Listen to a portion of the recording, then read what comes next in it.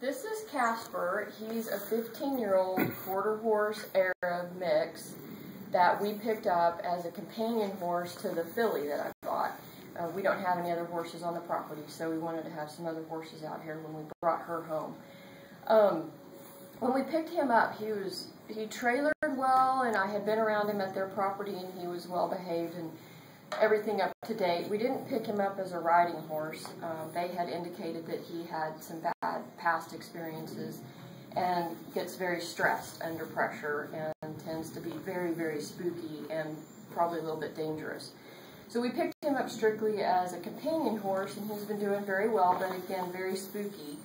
We've worked a lot with him on desensitizing, and he's gotten much, much calmer and much more comfortable around the property, although there's days where he's just skittish and spooky. So the biggest problem that we've had with him, not only with that, but has been working around his head, and he's been doing so much better. The nose and the mouth have been a real issue, so we've been doing a lot of approach and retreat, and it's been working well. As you see, I can get up to him now, I can get my fingers in his mouth, and he's doing really well with that.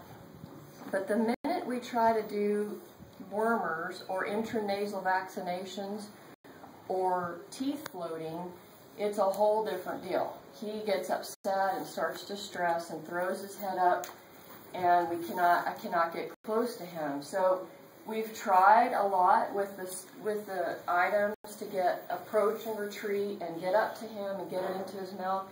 I can never get that far. He immediately goes into this, and it gets worse as we go. So this has been the biggest problem, and for his best health, these are so important to be able to give intranasal strangles vaccinations and worm him and float his teeth. We're at the point of resorting to a decision to sedate him with a light sedation so we can get his teeth floated because he is just not letting us in his mouth at all to get the dental instruments in there. So if we could get this resolved, I think this would be a great